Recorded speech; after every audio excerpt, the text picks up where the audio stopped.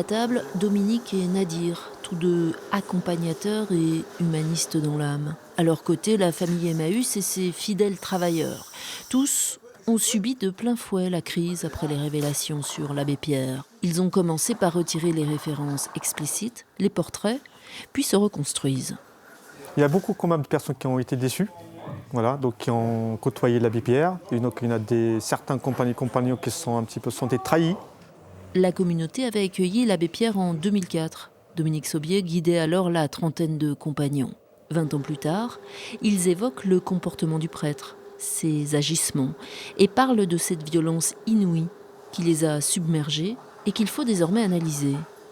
Qu'est-ce qui s'est passé pour qu'on ait fréquenté cet homme, qu'on ait vécu beaucoup de choses, dont certaines très positives avec lui, et qu'on n'ait rien vu.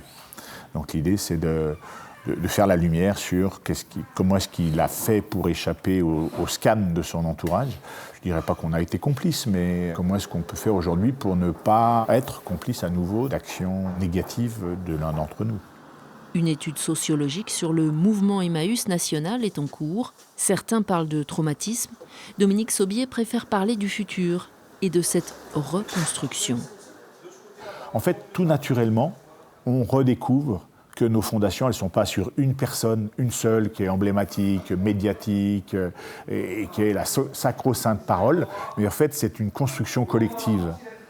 Alors c'est très à la mode aujourd'hui de parler de gouvernance participative, de collectif, etc., mais c'est une réalité depuis 70 ans dans Emmaüs. Beaucoup de bras et beaucoup de cœurs qui agissent quotidiennement ici et dans les 125 communautés en France.